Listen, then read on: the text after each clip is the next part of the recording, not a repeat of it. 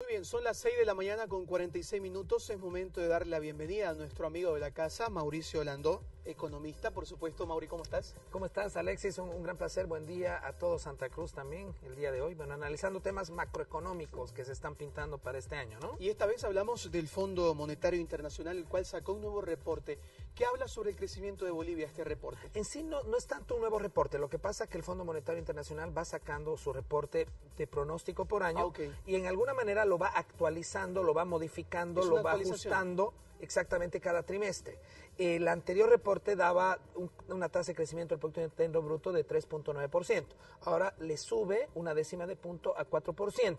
El Banco Mundial para este trimestre mantiene la misma proyección, que es cercano al 3.5%. ¿Y el gobierno qué cifra maneja? Ahí viene el punto, ¿no? Ambos, tanto el del Fondo Monetario Internacional y el del Banco Mundial, dan indicadores menores a la que el Ministerio de Hacienda está planteando, pronosticando para este año, que es 4.7%. ¿Y por qué se da esta figura? Bueno, siempre hay diferencias en cuanto a la metodología de cálculo o a las variables que se consideran dentro del cálculo.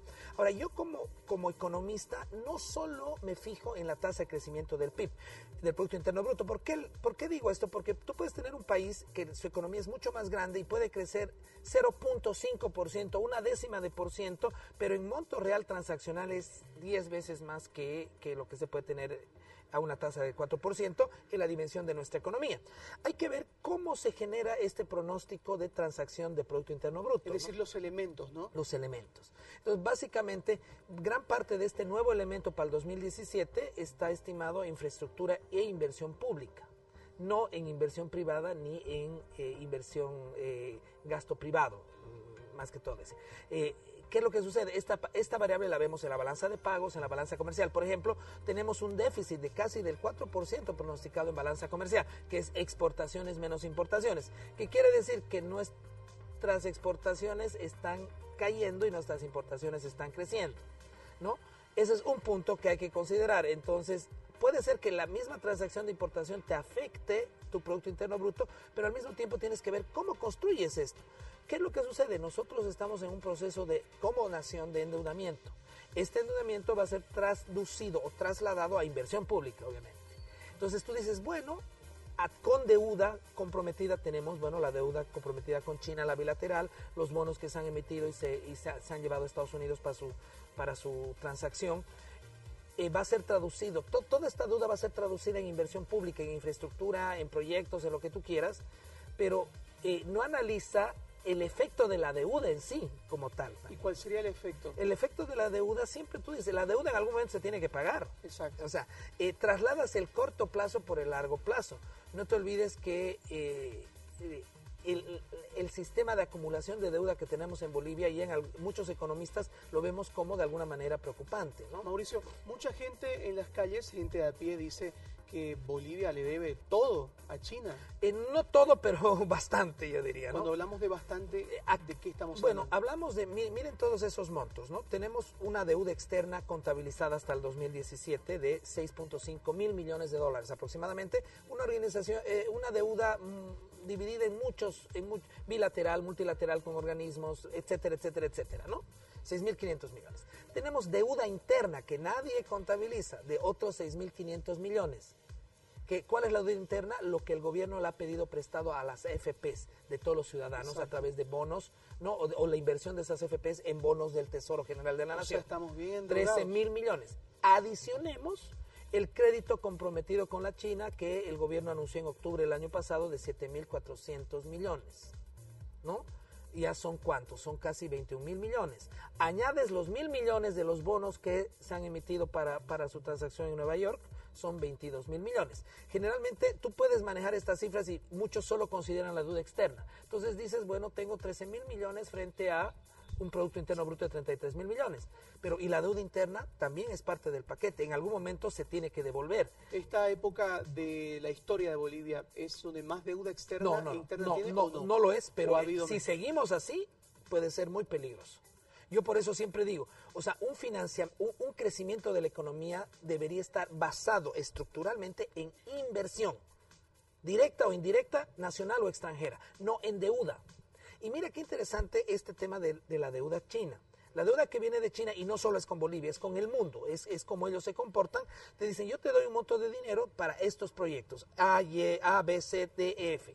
Pero nuestras empresas chinas son las que tú tienes que contratar para que ejecutemos esos proyectos. Claro, y al fin y al cabo el dinero se va. Exactamente, entonces la China como nación o como Estado, ¿qué es lo que hace? Por un lado, recibe dinero por ofrecer el servicio y en algún momento le tienes que pagar la deuda. La China no es el único país que actúa de esa manera. Brasil, la deuda o el tipo de créditos que daba también estaban muchas veces dirigidos de esa manera. Muy distinto a los créditos multilaterales, Banco Mundial, BID, ¿me entienden? Banco Interamericano de Desarrollo o otro tipo de con la Comunidad Europea. La dinámica es distinta. La dinámica es distinta, tú tienes el crédito y ellos te monitorean cómo haces la licitación, a quién das el proyecto y van haciendo supervisión de las fases de los proyectos. Independiente. Claro, o sea, tú tienes que contratar a la mejor empresa que sepa hacer este servicio. ¿Me dejo entender? Exacto. O sea, tú contratas a especializados. Si vas a ver tema de hierro, contratas a empresas que provengan de los países donde tienen la experiencia y la tradición de explotar este tipo de recursos. Si vas a hacer teleféricos, si vas a hacer trenes, ¿qué empresas de qué países son las más reconocidas del mundo? A eso nos referimos. Mauricio, para ir finalizando la entrevista te consulto, el tema de la justicia, por ejemplo. La gente ya no cree en la justicia boliviana. Las encuestas lo muestran, ¿no? Exacto, y el mismo presidente ha asumido esa posición. Te pregunto, ¿la gente cree en los datos que arroja el gobierno del crecimiento? ¿Hay credibilidad sobre los datos que tiene Bolivia? Es parte de todo un esquema institucional. Cuando una de las áreas institucionales de un Estado está resquebrajado, impacta a todos los demás. ¿Me dejo entender? Si realmente un pilar fundamental como es la justicia está resquebrajado de tal manera que ni la propia institucionalidad del Estado ni la población depositan su voto o su fe ante ese sistema, eso se traduce a todos los entes y sobre todo considerando de que este tema de seguridad jurídica y justicia también interviene en lo que es inversión extranjera. La inversión extranjera está altamente relacionada con la confianza que tengas en el sistema judicial. ¿Qué pasa? No tenemos la inversión extranjera que deberíamos tener. Siempre vemos que en la balanza de pagos la cuenta capital ha sido la más débil. No está llegando el dinero privado de otro lado como debería llegar, que es el que nos interesa para realmente establecer niveles de crecimiento como quisiéramos, ¿no? Entonces, ¿qué es lo que sucede? Todo se va resquebrajando y bueno, vienen también cuestionamientos. No queremos saber datos oficiales los más actualizados posibles, Exacto. Tampoco están disponibles. Entonces tú dices, bueno, que todo el esquema se va resquebrajando.